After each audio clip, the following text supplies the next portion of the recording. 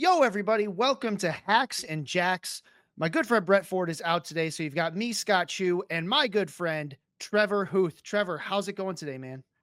I am doing well. I'm so sorry to your listeners to have to go through a full episode with me, but you were a guest on Coffee Talk a few times, so I thought I should return the favor. Yeah, we are totally unsupervised here.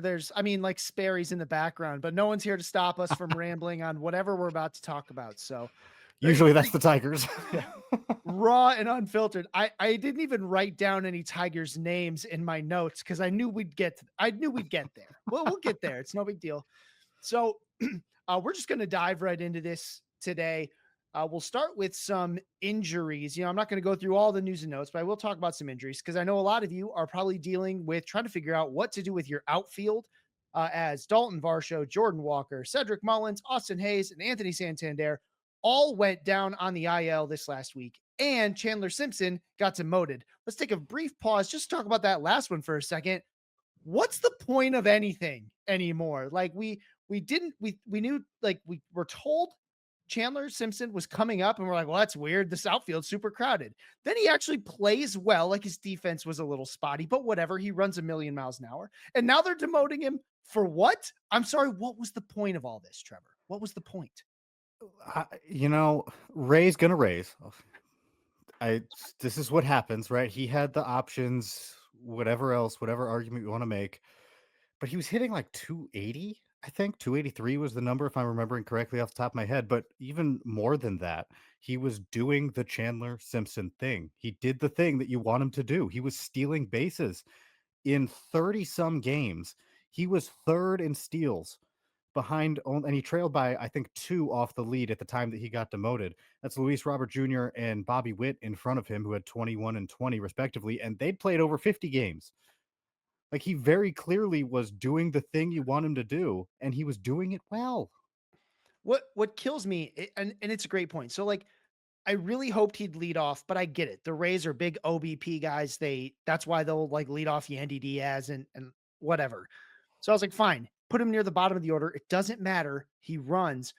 What kills me is they're going to send him down to the minors to work on something. This dude was exactly what you wanted him to be. I mean, it was a great point. This was when you were like, if you scouted him, you're like, okay, well, I think, the good version of him in the majors doesn't walk, doesn't hit for any real power. Like, he'll get doubles, but not because he hit the ball really hard, but because he's really fast. And he'll, steal a bunch of bases, but he can still hit 280. Sure, he'll do it with a 290 OBP, but whatever. He's doing exactly the thing that the good version of him would do. And they were like, yeah, go down to the minors, work on your defense, whatever it is that they told him. Just infuriating.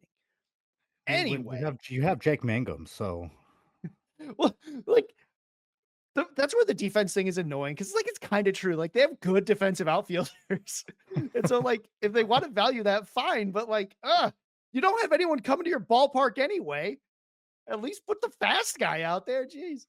Anyway, all these outfielders have gone down, and very few have come up off the IL. So one of them, Mike Trout, he's back up, but he was already rostered by someone who might have been out there. And I'm wondering if you think this is a good replacement for any of them. Evan Carter back with the Rangers. Trevor, I know you're more of a dynasty guy than me. What do you think about Evan Carter? We know that when he first came on, there was all this power. We knew that was a lie. Beyond that, I'm still not sure what I think about him. I would not go be interested in Evan Carter. He was not hitting all that well. They brought him up and he was getting regular reps, and then he got hurt. And I think at this point he's kind of lost the spot. When he comes back, I mean, the Rangers had called up Alejandro Osuna, and Osuna's been doing really well, or at least better than what Evan Carter was doing. So he might have actually just lost the spot. They may send him back down to AAA because in his giant 6 game sample size, Osuna's hitting 333, putting up a 173 WRC plus, hasn't hit any home runs or stolen any bases. So fantasy wise, don't know how helpful that is. But just in terms of playing time, I don't think that Evan Carter is going to be your replacement. Yeah, that's fair enough, especially in a 10 or a 12 teamer. Like, maybe, the Mhm. deep dynasties, you're kind of looking for anyone with a pulse who's under like 35. So he fits those criteria, but probably not any of the rest that you want. This this team, these Rangers, they have such a weird roster to me. It feels like for a 12, just in the context of a 10 to 12 team fantasy league, feels like it's three deep reliably, right? You've got Wyatt Langford, you've got Corey Seager, and the guy who I kind of want to talk about the most, which is Josh Young. I mean, coming into the season, we thought Young was just going to be this constant swing and miss. Like there's no way he's going to be, a dependable guy. As of right now, he's the 13th second baseman ranked in fantasy right now in terms of actual production. I rank him higher than that on my list. He's hitting 277. Uh, Trevor, do you think this is a guy who this year could hit 25 home runs with a decent average? I'm sorry, you said Jace Young? Oh, I mean, we'll get to that. We'll get to that. We'll get to that. But Had to bring Tigers up. Josh Young, I was a huge Josh Young fan when he was a prospect. I do. I will buy into any Josh Young hype for the rest of my life. I don't know why, but I will. I believe it. His power was, it, I always liked his power. I always thought he was going to be able to hit pretty well, and that's what he's doing right now. Injuries have kind of robbed us of a lot of Josh Young, and if he's healthy and stays healthy, I absolutely see that something as something that could happen. yeah, and it's funny. So we have these Statcast metrics, and we talk about power, and he's not exactly a guy who's like exit velocities jump off the page, right? His average Mhm. exit velocity right now 88.1. That's not bad. It's not amazing. It's not bad. And that sort of mini breakout he had in 2023, it was 91.8. But Trevor, this is more of like a strategy question. When you talk about power, and I know we both have a guy who just defies all metrics and hits for power, but when you talk about power, do you really, how hard are you looking at the average exit velocity, or is it more of like a threshold thing? Um, you know, I kind of keep in mind I lose in fantasy almost all the time. I kind of look more at what are they actually doing? What is your power output? Because there are a lot of guys who can hit the ball really hard directly into the ground, and their exit velocity is going to look great, but it doesn't help you in any sort of way. So, yes, the exit velocity numbers are nice. You love to see them, especially from prospects, like when you can get a reading, when they're just example top of my head, 18-year-old Luis Morejo with the Guardians putting up exit velocities at 105. You're like, yeah, that's awesome. Dude's got power. But I think that more tells you about their raw power. And I kind of want to see how that power plays in games because, again, I just go to prospects. I'm so sorry. But Michael Arroyo with the Mariners, doesn't necessarily have that giant power raw power upside, but he's figured out the right way to lift the ball to maximize the power he has in game. And so I think that yes, the exit velocity numbers are nice, but I want to see them actually put the ball over the fence before I say, yeah, this is a power dude. Just because they can hit the ball hard, if it's a line drive that hits the wall, it's not as helpful in fantasy.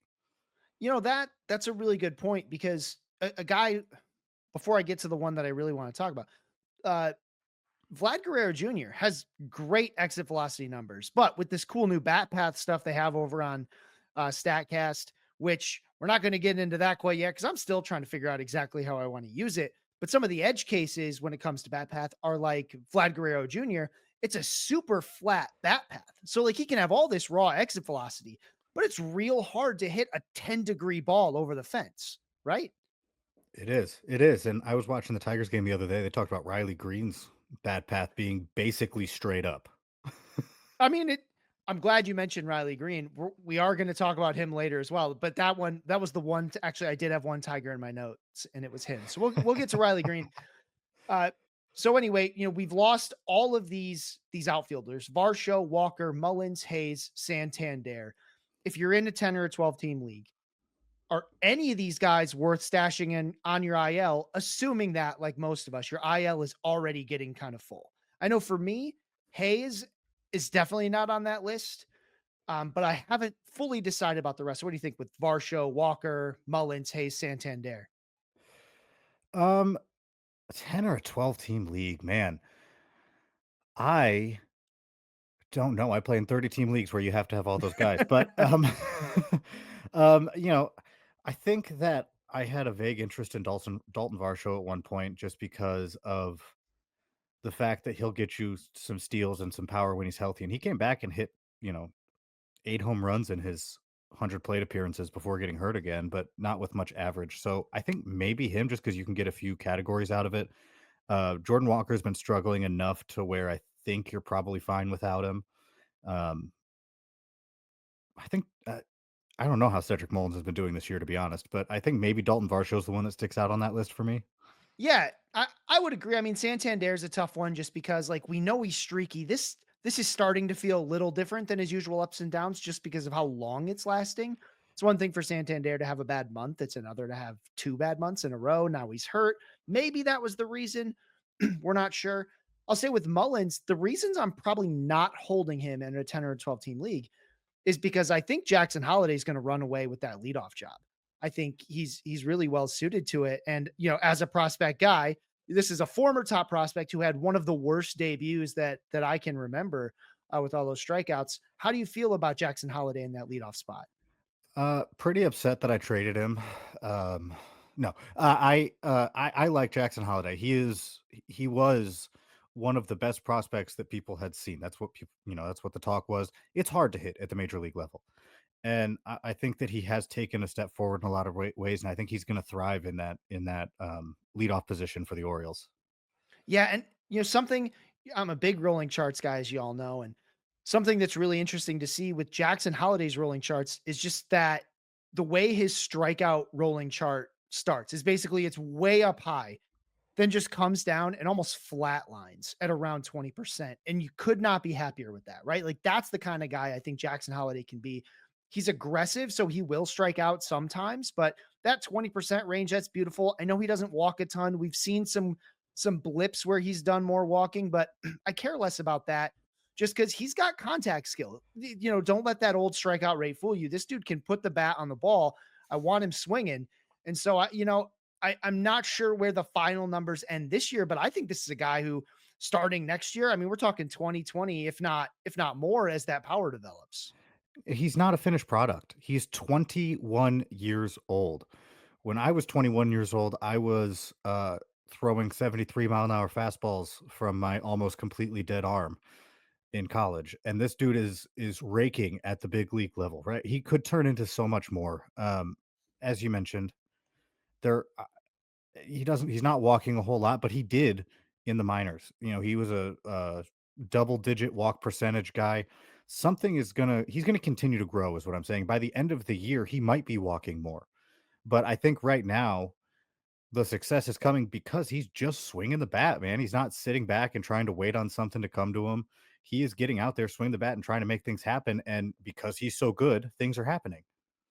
Yeah, and again, the beauty of it is I do think he can run away with this leadoff job and just, I mean, I mean, it may not be long before he's top 75 on the hitter list by the end of the year. He could be in the top 50 next year. He can go even higher than that, probably.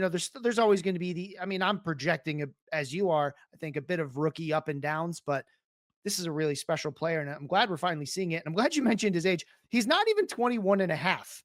He's about to be in like 2 or 3 days. By the time you listen to this, I believe it'll be 2 days. He'll be 21 and a half, but he's not there at the time of this recording. And he feels older because he got called up, he got called up when he was 20, right? Like that's the way Crazy. things go, right? They can't all be Juan Soto.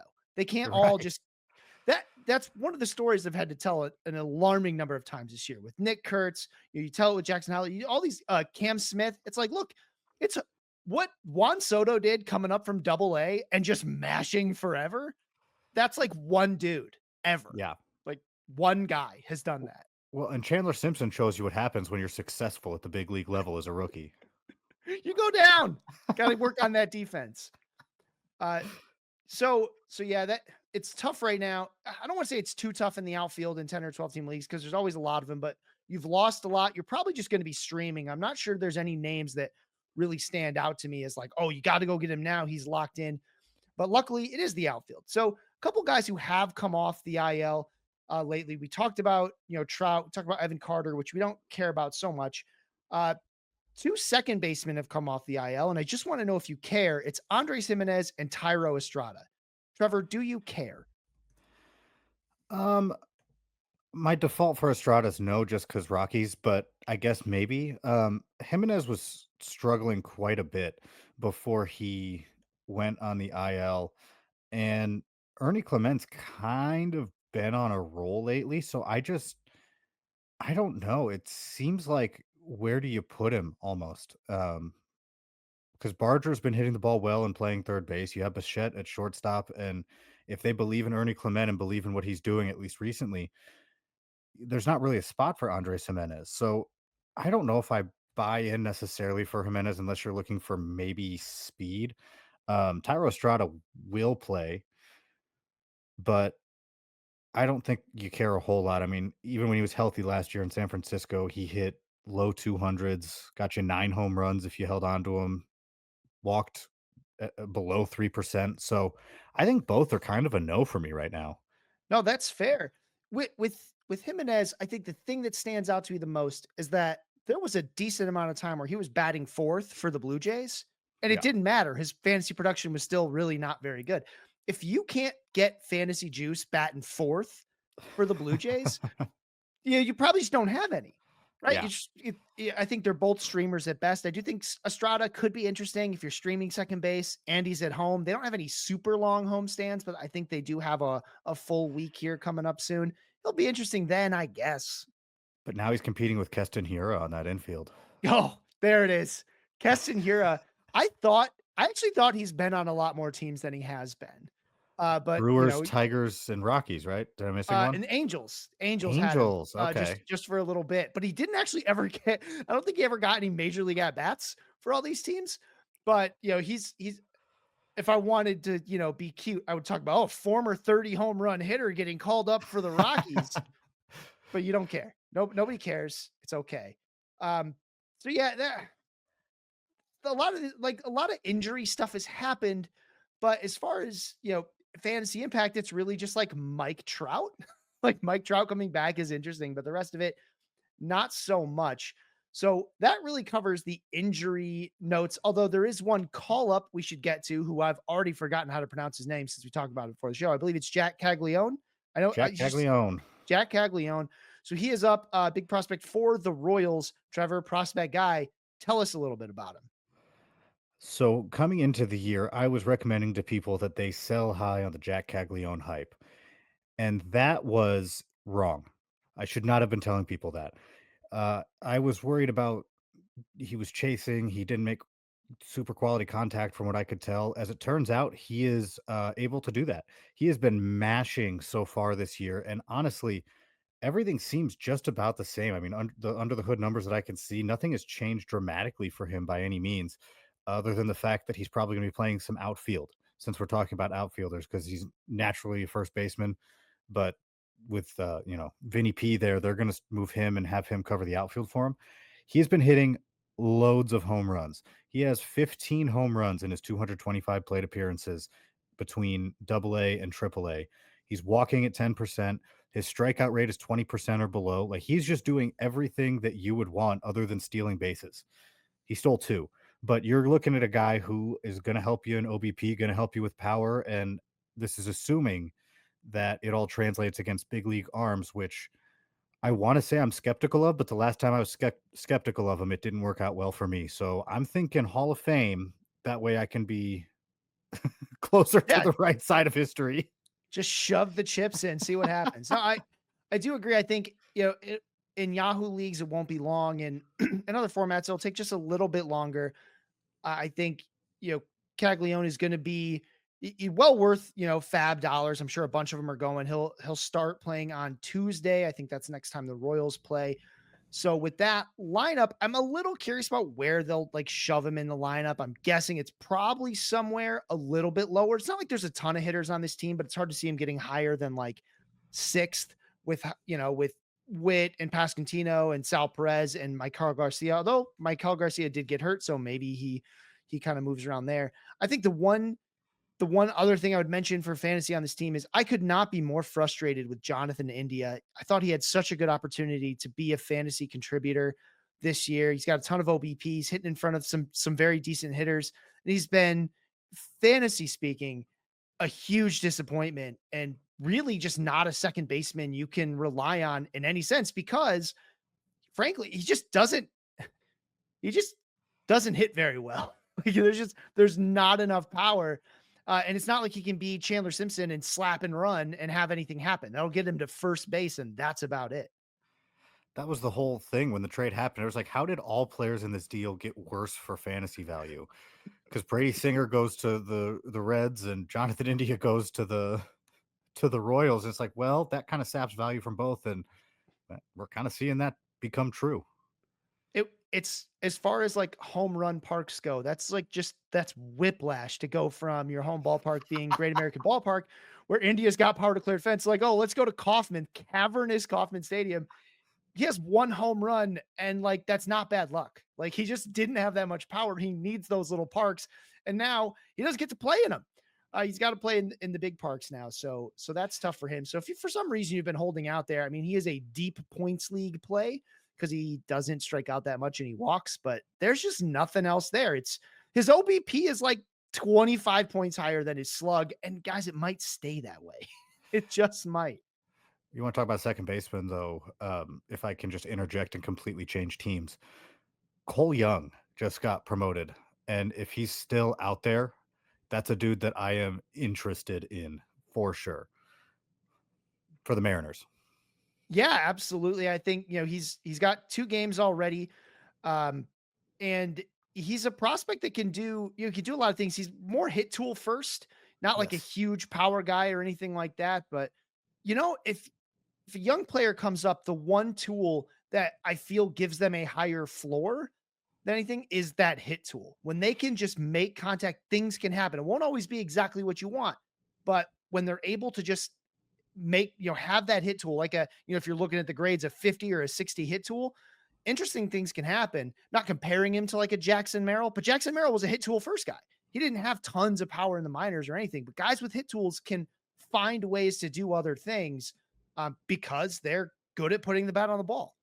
Yeah, I mean, hit tool speed, less hit tool and less speed than Chandler Simpson, but more power, or more power. He can actually put a ball over the fence. So, but a lot of opportunity. The Rays had said earlier this year they're not going to bring him up until they know that the job is his, and so that means unless he plays so poorly that he's going to give up the job should be his. So you're getting a guy with the opportunity, and I think it's going to go well. I really do. Yeah, so Cole Young hitting at the bottom of that Mariners lineup right now. I think the only other fantasy news that I've really got out of the Mariners is I don't care if you roster Jorge Polanco anymore, but you don't need to. It was a real cool 1 month stretch he had. It wasn't a unique stretch, so that's one of the big reasons we talk about rolling charts is because you can look back and be like, has this guy ever done this before? Jorge Polanco has gone on crazy tears before and then went back to being regular Jorge Polanco, who for the last several years is not that good. So there's no need to keep holding a candle for Jorge Polanco. I know he's getting to hit second sometimes, but he's not playing every day. And the fact that Cole Young's up to play second base means there's even fewer times for Jorge Polanco to play. I think he's just a DH now. So if you've still been rostering him, I'm not saying you have to cut him because second base, or if you've been using him at third, it can be tough to replace. It's not just like an automatic drop, but I'd be looking at the wire regularly to look for an upgrade. But second base is so tough. Oh my gosh. I've been looking. I've been actively looking because I just have Zach McKinstry just there.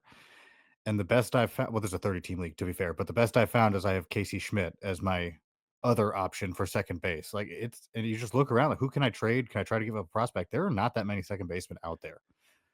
Especially at a standout second baseman, right? Even Yeah. in shallower leagues, like there's plenty of options, but there's not a ton that really excite you. It's like, well, there's Ketel Marte, and obviously there's a couple stars, but after Yeah. that, you're just like, a lot of the most disappointing players on draft day have been second basemen, right? Like, so Yeah. if you had high hopes on Marcus Semien, that has not worked out. He's been a little better lately, but he's still not someone I'm really paying much attention to in shallow leagues. And Matt McLean cannot stop striking out. And I'm worried he's going to be a 200 hitter, even if he fixes the strikeouts a little bit, because he just hits a bunch of fly balls and he's got some power and he plays for the Reds, which helps. But I mean, that high batting average we saw in his first year was just driven by a bunch of line drives he hit when he first came up, and that's just not who he is. Yeah. It's tough out here. That's all I got. It's tough out here. Hopefully you invested in Gleyber Torres because he's been like I keep bringing the Tigers up. It's It's just not it's natural. not our fault they're good. right? Right. Like, that's But just let us enjoy this. he's been the pleasant surprise at second base this year when he's healthy because he's just been hitting. He's been great plate discipline. Like he's been really good. I mean, everything the Tigers have looked for in a second baseman and really for fantasy, right? Because like he's walking too. He's really kind Yeah. of whatever league you're in. He's been kind of what you need at second base. But with that, probably fifth Tiger we've talked about today. We will take our first break and we'll be back in just a second, folks.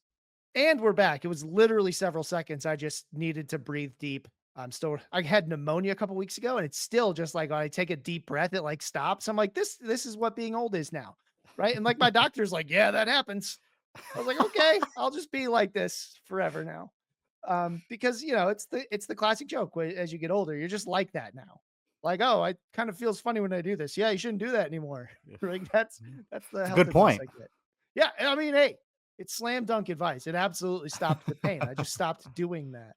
So we were talking about Tigers mostly, but also some second basemen.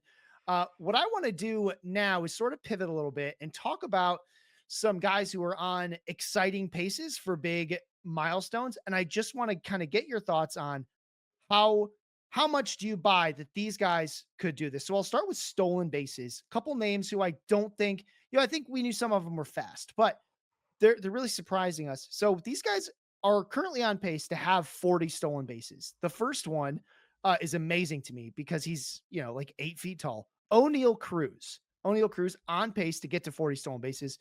Trevor, do you think that actually could happen? Oh yeah. Oh yeah. Absolutely. I think it could happen. O'Neill Cruz is what you would call a freak of nature in the best way possible. He did steal.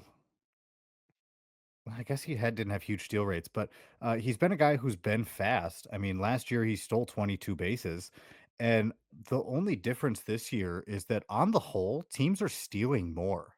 So if you're a guy who's fast and a guy who can steal bases, your numbers are going to go up. So assuming that O'Neill Cruz doesn't hit too many home runs, absolutely, I think he could steal that many bases. Yeah, and actually, I hadn't really realized it yet, but he actually is even more than I thought. He stole two more bases today, so he's up at 20 now in 224 plate appearances. So he's on pace for well over 40. Yeah. Probably like I'm pretty sure he's now on pace for close to 60. But hey, with O'Neill Cruz, I talked about it before. The one thing that's awkward is like when you're that big, getting down to a bag is like a violent experience, right? Like if you've ever watched basketball players fall, it's like scary, right? Like these are big dudes that hit the ground. So it is scary to me. But number one, it seems like new. Let's talk about another Tiger in terms of the manager for the Pittsburgh Pirates. Dandy Don Kelly seems to be willing to let O'Neill Cruz run. But the real reason I think we're finding all these extra stolen bases for O'Neill Cruz is this huge, huge improvement to his walk rate. Like Mhm. even though it's gone up and down, you know, I always talk about rolling charts, and this isn't exactly a visual medium, but when you look at these rolling charts, the lowest he's really getting this year on like a rolling 10 or 15 game basis is about 10%. And then he's jumping way back up to 15, 20% in these samples. So with that kind of walk rate leading off for a team that runs are at a premium for them, they just do not hit that well. And some of the bats they counted on, like they already were a poor offensive team. And then Brian Reynolds got off to a slow start. They just have to steal to score. And they are still mildly interesting in winning. I'm not sure their GM is that interested in winning, but I think Don Kelly and the team is interested in winning. So O'Neill Cruz is I thought that the 20 stolen bases was about as good as it was going to get, and I was off by about triple. I think I don't know if he'll get to 60, but man, 40 seems so Absolutely plausible possible. with especially with these walks, right? Like Mhm. that's the big thing. Just getting on base, like those extra times. He's got a 347 OBP, which isn't huge, but it's more than enough to get these steals. So that was one guy I was kind Well, of yeah, and thinking about. the thing with the walk, Scott, is he has so much power that if he hits the ball, there's a good chance it's going for extra bases, which can give him less chance to steal because he'd have to steal third or home, or just not be on base because he hit a home run. So, like, if he's walking, he's on first. You have your chance. So yeah, I love talking about O'Neil Cruz. I think he's just as you say, he's a freak of nature in all the He's best ways. tall. He's he's tall. He's got just boatloads of power. So the hard hit rate, which a lot of people talk about, that means a ball hit 95 miles an hour or greater. Um, we talked earlier about exit velocities. They don't always jump off the page. Average exit velocity for O'Neil Cruz, 97.3 miles an hour on average when this dude hits the ball, which to be fair is not as often as you would necessarily hope. But when he hits the ball, it is an absolute missile, right? Yeah. He's got like Giancarlo Stanton freak power, right? With, a much less fragile body to go with it. So far, I mean, he did have his injury though. He He's did. I mean, young. he did. Yeah, but I mean, he's played, right? Like Yeah. I say less injury prone than Giancarlo Stanton. Like, yeah, sure. Like Bar- so is anybody really. the bar is on the ground. He just kind of stepped over it. It's the dog. It So hurts when I play baseball. yeah, it's it's not active. He's not actively in pain at all times. So another guy who we did reference earlier, who doesn't walk well, who didn't used to walk and does now. So Lewis Robert has stolen just a boatload of bases for another team that runs her at a premium. Do you think Lewis Robert Jr. is going to be able to get to 40 or even 50 stolen bases? I believe he still leads the American League with 21. I'm pretty sure he might lead the league, the entire league. That There was, unless Bobby Witt overtook him, that there was nobody else really close at the time. A couple days ago, when I'm referencing this Chandler Simpson stat. Actually, you're right. So, Yeah, so he leads, and I watched the game today. Bobby Witt did not steal a base today. So yeah, he is our league leader in stolen bases. but and this is something, and I mean this in the nicest way possible, Scott. How? How is he? How? He's hitting below 200 with a not like crazy high walk rate. I think it's 10% right now. Like, how? Is he just every single time he gets on base, he's got to be going? That's the only possible way. There's how does he have this much opportunity? Yeah, well, there was a time earlier, towards the end of April, especially where he was walking like 15-20% of the time. And then teams decided like we can throw pitches to him in the zone. He does miss a lot. We don't have to just avoid him. So yeah, so with Lou Bob, and I think that really gets to the heart of it. A 269 OBP and stealing 40 bases, that's tough, right? Yeah. Like Billy Hamilton did it, but that was more of a gimmick, right? Like I think his OBP was actually closer to like 280. So Um, it with O'Neil Cruz, we can believe it because he is walking, he is getting on base, over 30% of the time. Lewis Robert just isn't. Like he yeah. just doesn't get on base that often, which makes me worried. Not so much that he's just going to stop running entirely, but I do think this could be a very bumpy ride in terms of stolen bases, and I think we could see them go up and down a lot. So the real question for you, and this got asked to me several times in the Reddit AMA, in a 10 or 12 team league, 3-4 outfielders, is it worth it to roster Lewis Robert Jr., especially if, like, I get it if you need steals, this is the most of them, but outside of the steals, you're really not seeing much. Is this a guy you'd consider dropping? I'm not just going to say drop because we don't know who it's for, but would you consider it? Yeah, absolutely. I'd consider it. I mean, how long are you going to hold any player hitting under 200 if his name doesn't have star power behind it? Because I mean, Lou Bob was really, really good at one point, but that was a few years ago with this. And I would consider it. I think it depends on your roster construction. If I have Steven Kwan and I'm in an average league, I'm probably not worried about the steals from Lou Bob I mean, sorry, I would hold Lou Bob because I have that offset in average. You know what I mean? Like it just depends on the roster construction. Do you have somebody to cover what he is not doing? Because the steals are helpful. I mean, obviously he's leading the league. You want the steals, but if he's dragging you down everywhere else, I feel like it's almost a hindrance just for the steals. Yeah, and on one hand, this is a guy with we've seen explosive talent from Lewis Robert before. However, it has been a little while. He's not old, he's 27. But if you look under the hood a little bit, there's some bad luck here, but not the kind of bad luck that gives him a decent batting average, right? Like he might hit 220. I mean, a big part of the problem is a 16.4% pop-up rate. Yeah. right? You hit a lot of balls in the air and a lot of them don't leave the infield. Like those are outs every time, right? Even when the dude drops it, sometimes it's still an out, right? There's a rule that actually makes that an out. That's how much of an out that is. You know, the other thing that I just thought of while you were talking is that at some point within the next 2 months, trade deadline, he's probably gonna be on the Dodgers or Yankees because that's how life works out, and then he'll just start mashing again. He's not on a good team, it's not a competitive team right now, and whatever else you wanna say, but if you drop him now, you might miss out on what I'm guessing is gonna be a great second half when he gets traded to a contender that can help him maybe fix whatever's wrong or bring at least more consistency.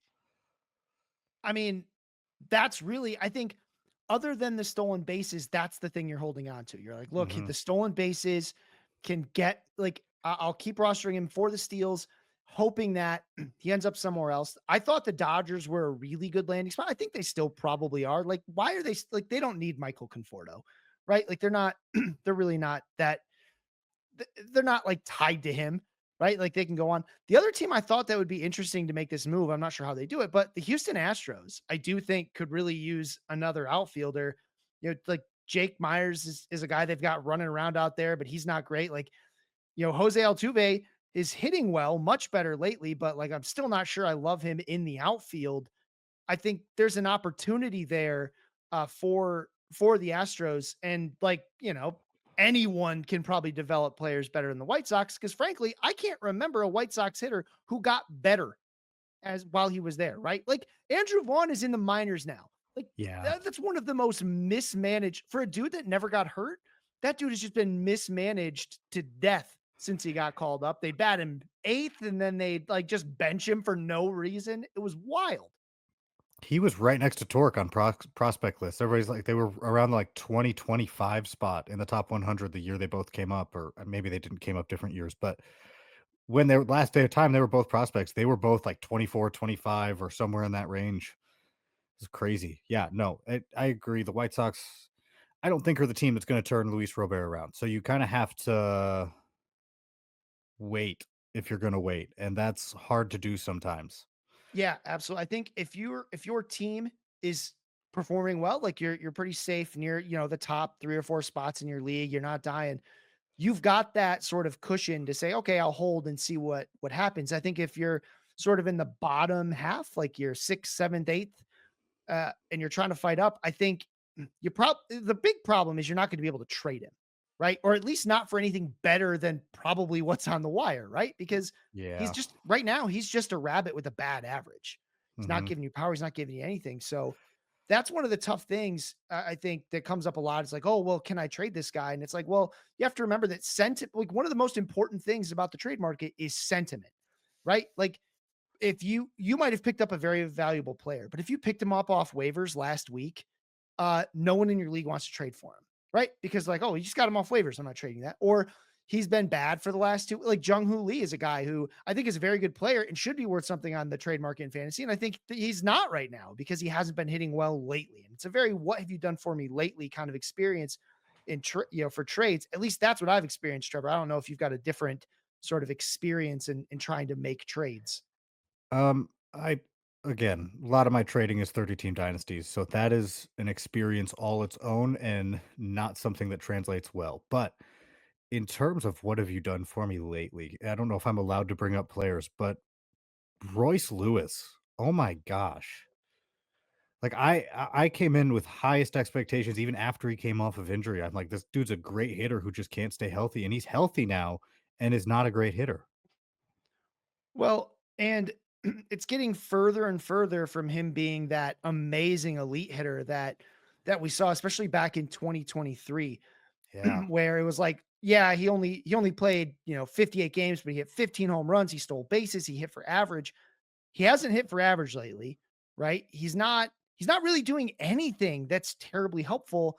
Again, we saw some power in 2024. We haven't seen much of it this year. It's a small sample. Like he still hits the ball hard, but he's he's not really doing anything. And that's why he fell, on the hitter list. I believe he's in the bottom tier now, which for a 10 or 12 team league is almost interchangeable with this giant taxi squad I've got. And I think you're absolutely right. It is a what have you done for me lately? I think the batting average for Royce Lewis can get a little bit because, 130 is terrible. A 140 BABIP is unlikely to stick around. His line drive rate should move up, right? It's a super fluky stat, but it won't stay at 12%. Eventually that'll come up. That'll raise his batting average. But even after that, I'm not sure it matters. Like even at a position like third base, which is just so hard to find replacements for, the dude is not hitting well. He sat twice in this last week. He sat on Tuesday and on Saturday. I'm not sure, again, he's not even 26 years old, but that he's had the surgeries of a much older man. Well, and he was hitting ninth in the lineup in today's game, the day we're recording. He's 0 for his last 30. I know he had a couple bad luck plays, but he's just not. I mean, his EVs are down.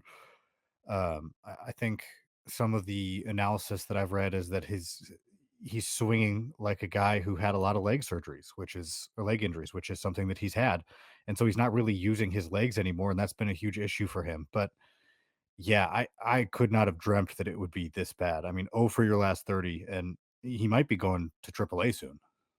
Yeah, and so he's definitely a guy, Royce Lewis. Unfortunately, he's someone you can absolutely consider cutting. I think even it's probably you're starting to feel the pressure in 15 team leagues Yeah, where you at the very least you can't start him. And when you can't start a guy in a 15 team league, there's only so long you can hold. Like it's mostly the reason people are probably holding him is because they haven't won waiver claims where they tried to cut him. but yeah, I mean, seriously, but man, I don't know. There are a couple guys on the team who I just like randomly like for no reason, even though they probably don't help you. Like Trevor Larnach, I am kind of interested. Maybe it's his first name. Maybe I'm vain like that. Willie Castro has been really fun lately too. Speaking of former Tigers, Well, we're always speaking about former Tigers, Trevor. That's just what's happening here.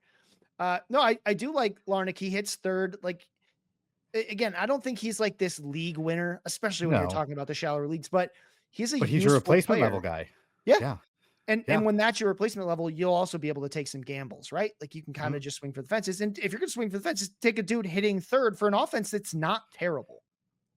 Yeah, exactly. Yeah, and that's kind of where I'm at. And elite first name, as I mentioned, he is. I think he's honestly hitting for a little bit more power this year without giving up average, just giving a little bit on the walks. But I don't know. I mean, he's just been pretty solid. And that's what he is. He was a high end prospect who's just turned into a pretty solid guy.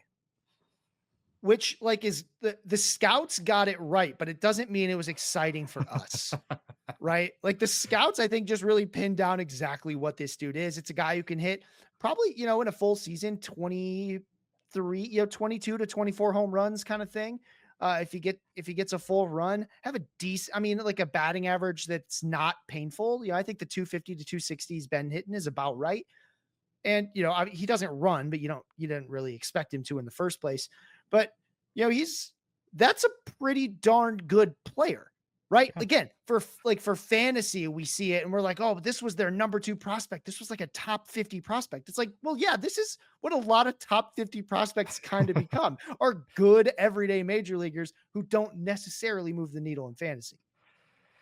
Yeah, that's the thing. And I hate to bring up pitching on this podcast, but when you say somebody's going to turn into a middle reliever, people are like, "What?" And you're like, "That's still good."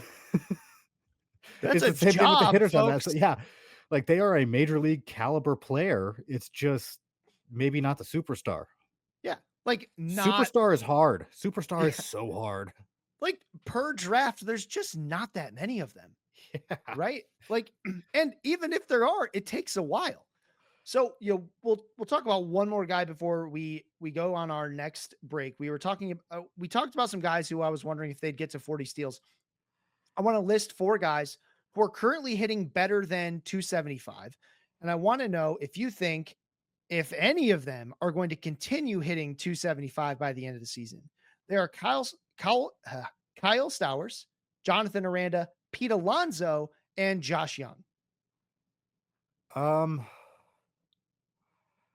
Gosh, Stowers gives you your best chance, I think.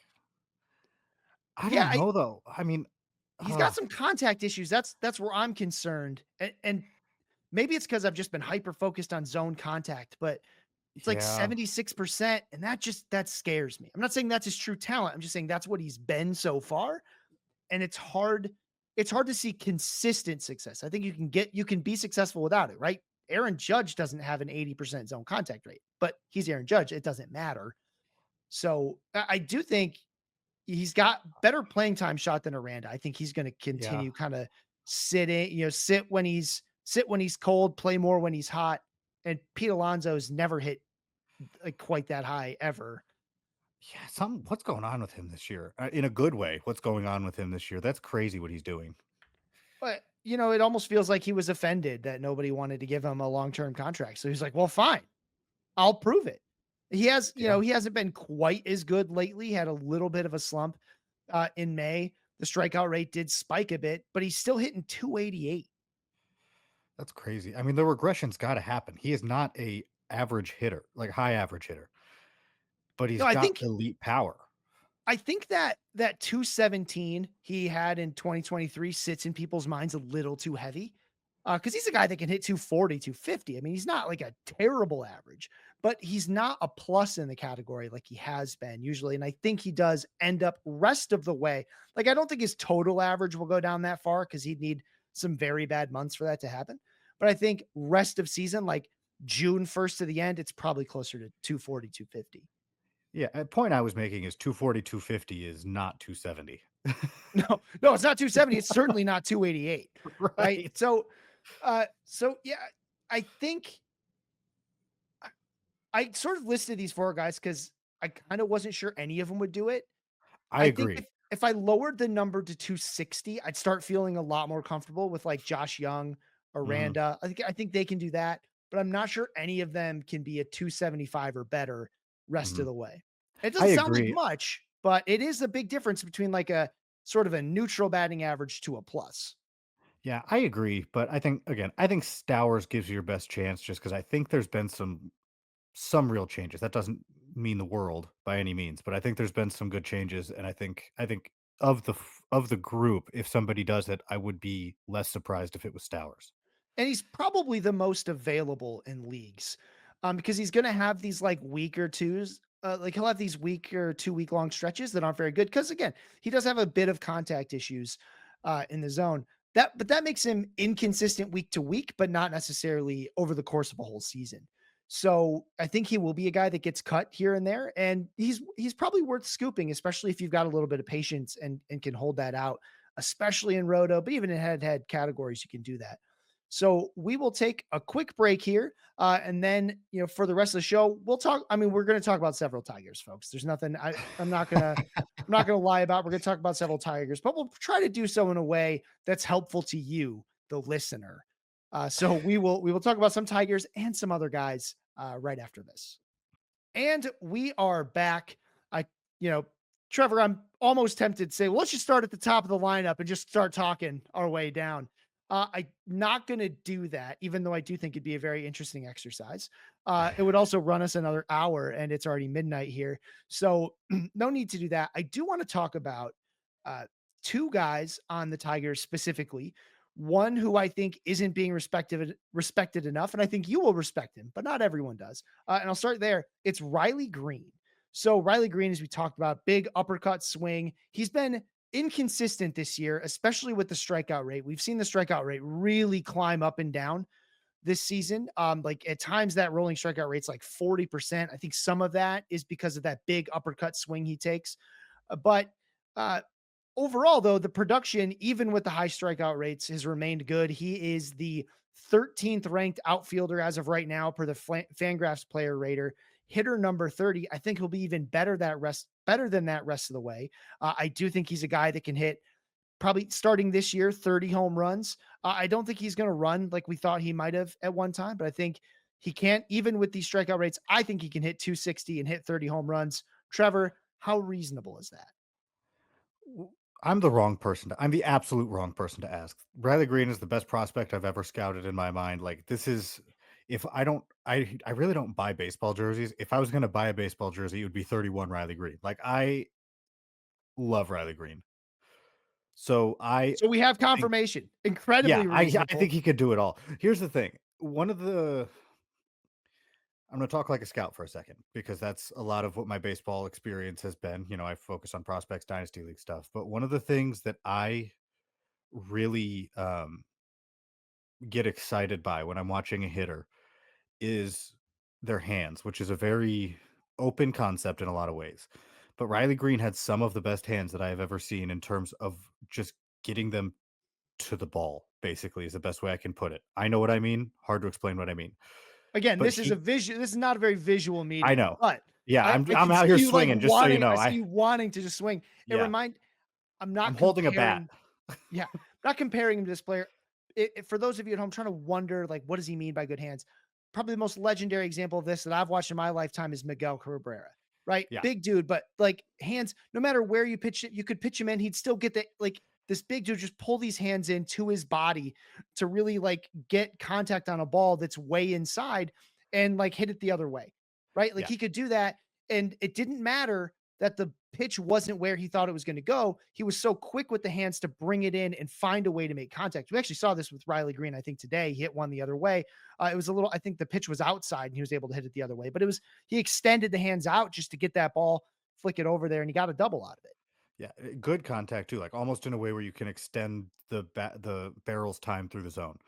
Um, and so what the reason I bring that up is because with his uppercut swing, this is why it works. It's also why he's going to be essentially giving up parts of the zone. It seems like, I'm trying to remember, but if you look at his heat maps, he does. He gives up parts of the zone, and I think that's going to cause some of the swing and miss, like you mentioned. But he is so talented of a hitter that I think, especially as he continues to get older, I think that he has every chance to be a top end hitter if he's not already a top end hitter. Like I think he's only going to get better. He's 24 right now, and he has the type of ability just from Scott. I know this is a fancy podcast. I'm not even throwing numbers out there. I'm just telling you from the standpoint of ability, he has so much potential.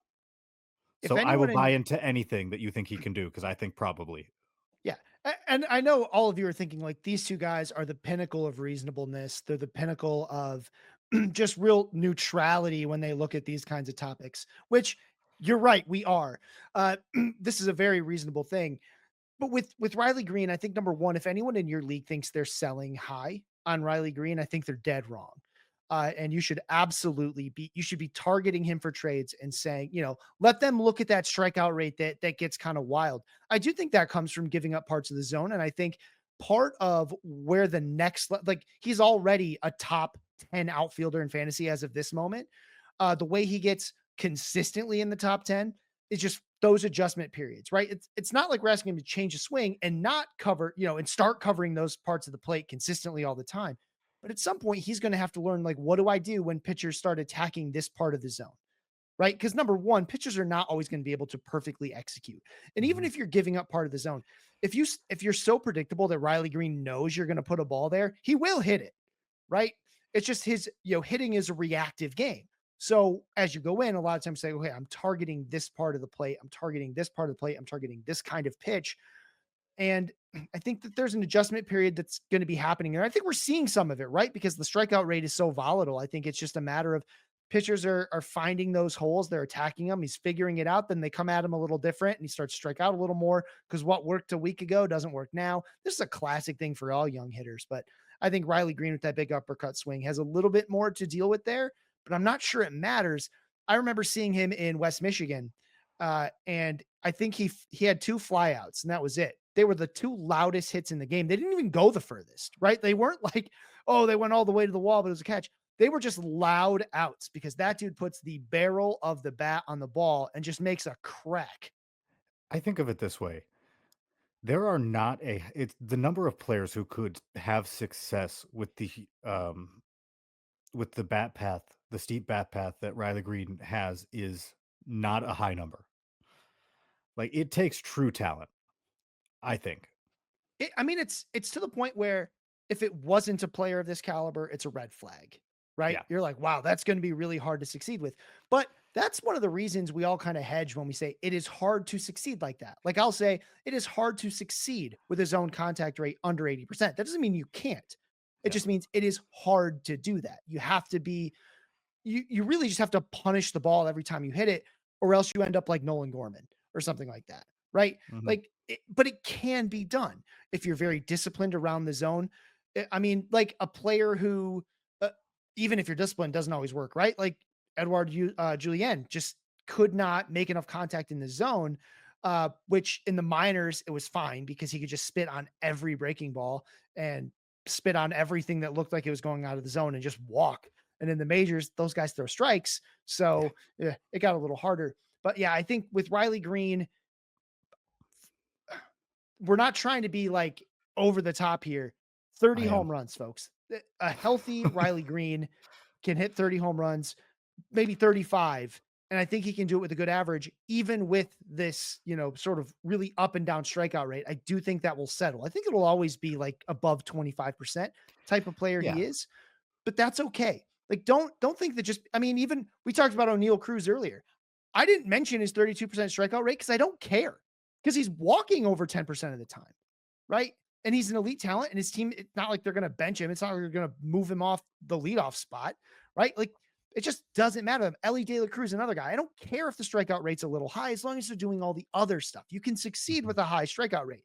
It's not easy, but you can do it as long as you're taking some walks and you have elite talent like Ellie De La Cruz, like Riley Greene, like ONEIL CRUZ. Like, it's weird to talk about a Riley Greene with those two guys because Yeah, that doesn't fit. they're very different types of athletic specimens. But Riley Greene, as far as fantasy production is concerned, he's probably not going to get quite to where Ellie De La Cruz is because you need 5 categories usually for that. And that's just Yeah. not something Riley Greene's ever going to be.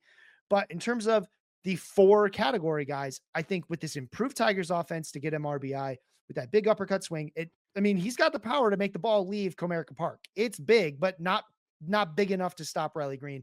I think that's going to be a guy who, again, people, the perspective I get, people are just wrong about him. Trevor, and I'm glad we were Yeah. here today to have the right conversation in a very, I think in a very unbiased way. Riley Greene is amazing. You should all worship him and you should be targeting him in trades if you can get him for anything less than a top 30 player overall, that's a win for me.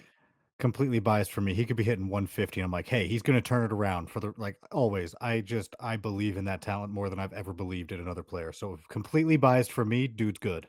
Well, I mean, that's what we did to start the season. He was not that great to start the Yeah. season. It was like, just hold, folks. We were right. We were right, Trevor. The other, because I've got you here, we're going to talk about Tigers. Can The I other guess? Tiger, Can I just guess? it's not Torque. Oh, never mind. I was wrong. I mean, there's not much to say about Torque. Torque's a big power hitter, and he's going to hit like 230, 240, and he's going to hit 30 something home runs. And it's Yeah. going to be great. It's going to be great, and we're all happy, right? Is it Like, Parker Meadows? He's coming back. I, He's rehabbing. it wasn't, but just real quick, where does he play, Trevor? How does Parker Meadows get everyday playing time? Um, I think the Tigers are in the middle of petitioning for a 10-player lineup. I Oh, have no idea. I have no idea. That's what I was wondering. I think I mentioned that on First Pitch Podcast the other night because like Wensil Perez hasn't been bad.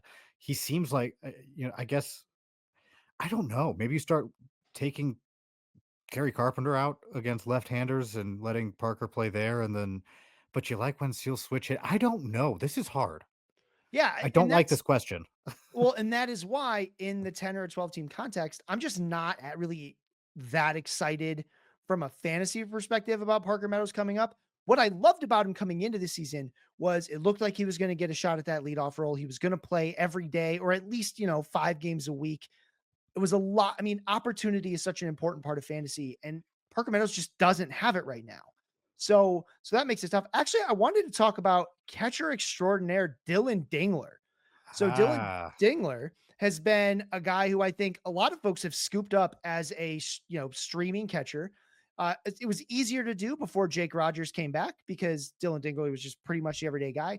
But even with the return of Jake Rogers, we're seeing Dillon Dingler play 4-ish games a week, maybe 5. If they play 7 games a week, you might get 5 of them. Do you think Dillon Dingler can be a top 15 catcher this year? Um, Now I got to think about every single catcher in the league. 15 seems absolutely doable, but I think that's probably about where he sits. I mean, he's hitting for an average. I don't think it's necessarily a ton of power. He's not walking. Um, with opportunity, I guess maybe, but I don't know that I believe fully that he's a 299 hitter. You know what I mean? Like he's just.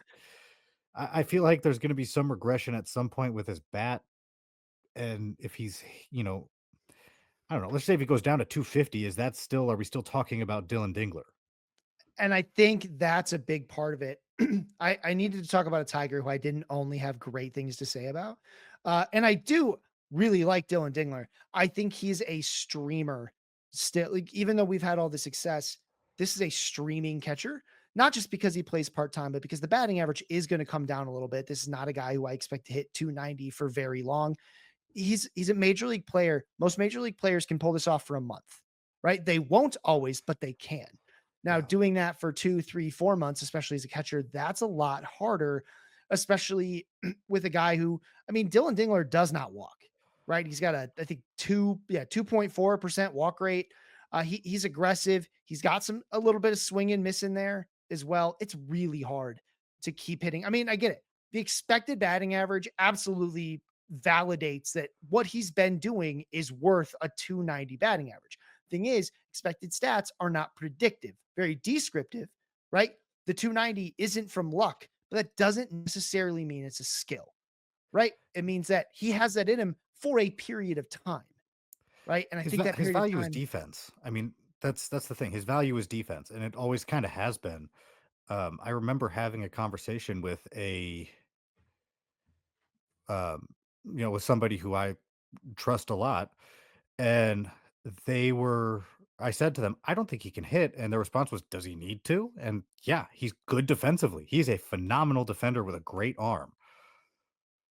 But can he hit? I just don't know if I trust the bat. If he continues to do it, I'll be happily wrong. I mean, that's something that I do a lot is be wrong because I refuse to believe anything but what my eyes have told me prior. And maybe he is, but it seems like there's going to be some regression. So yeah, and not just regression, but just like it's regression, but it's to something that's just more like him.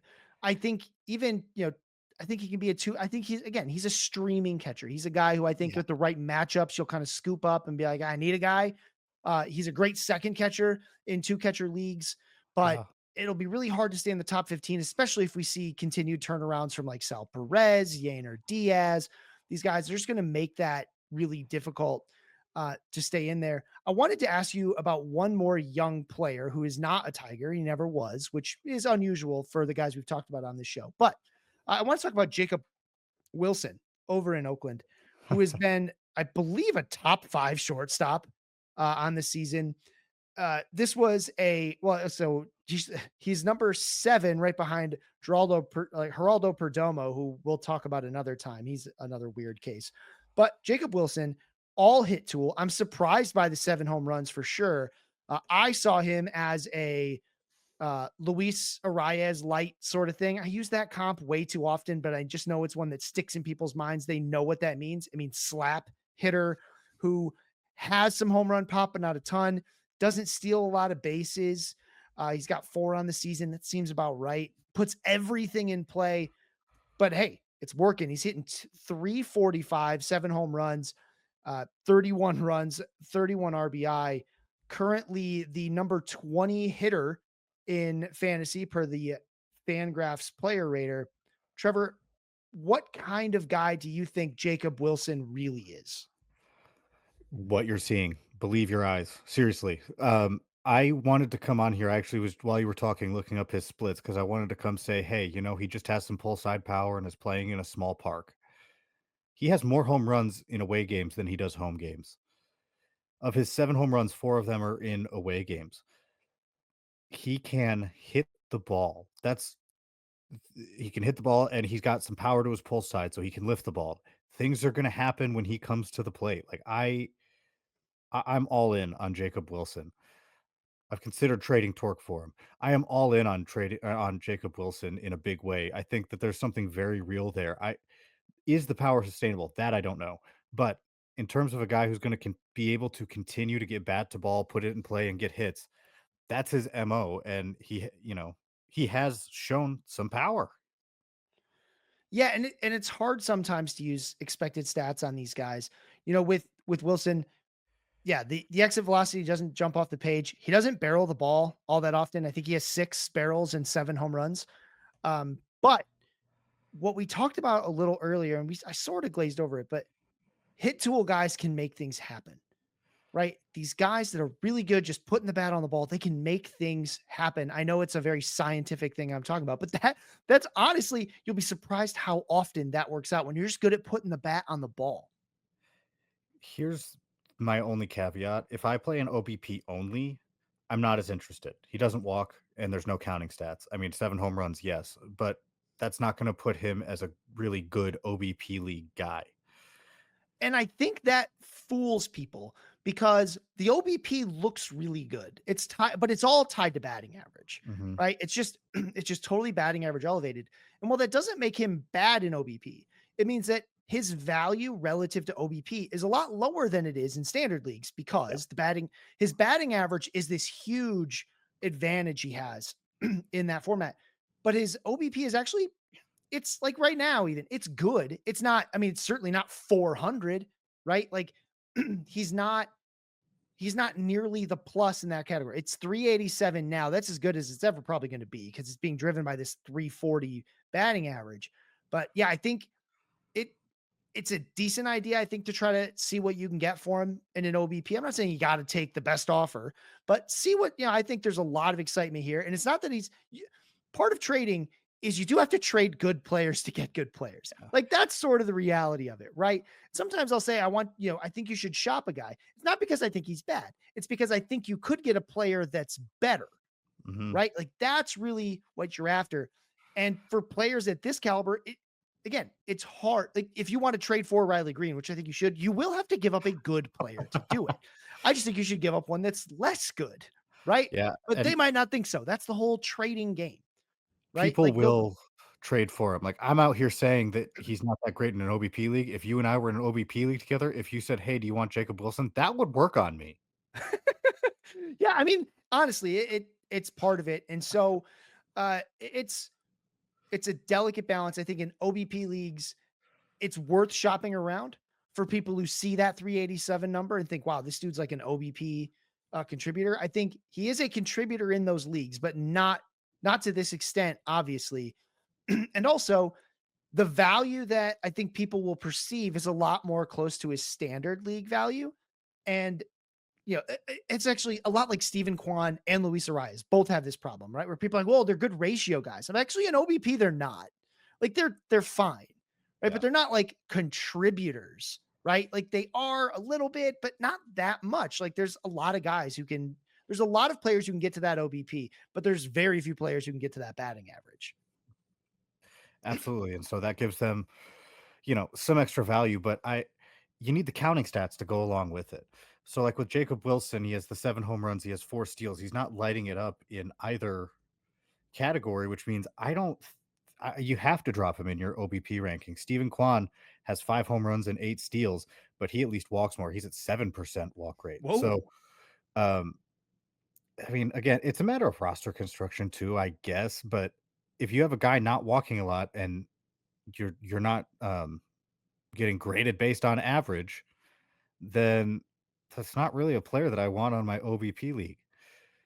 Even though if you offered me Jacob Wilson in OBP league, I would absolutely take it, but Yeah. I make And bad choices. but that's all like that's kind of the thing, right? Is like there's going to be people interested. And that's one of the things I mean about trading is you have to trade players that are good. You have to be offering people that your league mates are interested in, right? Like I get these questions all the time. And I use Jung Hoo Lee as an example. Nobody's that interested in him right now. I think he's a great buy low in points leagues if you're in one.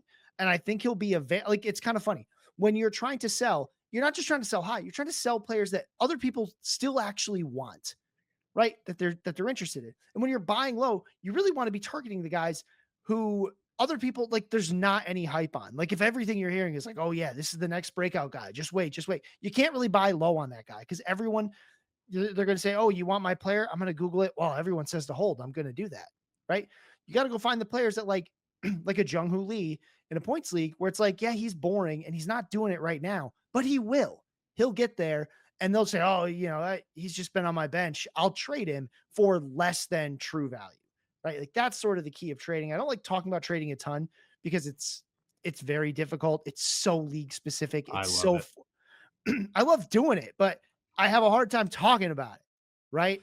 Like, yeah. Anyway, so with that, I think we're going to be wrapping up the show. I'd be remiss if I didn't say one last guy who I think is basically a mortal lock for 30 home runs at this point. But I just want to make sure, as an unbiased man that you often Clark. are, Gotta be Isak Clark. Paredes. Tell me if you think Isak Paredes is a 30 home run hitter. I mean, yeah, he's got the Crawford boxes and he just pulls fly balls. So yes. Yeah. See, I think it's that easy as well. Right? Like to me, it's like, well, yes, of course he is. He did have a bad season last year, only hit 19 home runs. He did get off to a slow start this year. And I know he didn't have a fantastic week this last week. Even though it was even though it was all at home. But folks, Isak Paredes, another guy. If someone's looking at this last week and is like, I'm looking for, I'm looking to move on from Isak Paredes, they are wrong. They are very wrong. This is a I 30 home agree. run hitter. And I think you can pay a lot less than what you'll actually get. Like currently, he's batter number 72. I think you could probably trade him for, another guy who's closer to the back end of the top 100 and still get juice from it. So again, that's the type of move that I would recommend you make, especially if you've been hurting at third base. He's first and third base eligible. I think he's shown some flashes and he's better than what he's been, and he's actually been quite good. So Isak Paredes, a guy I think we would both agree that's a player to target.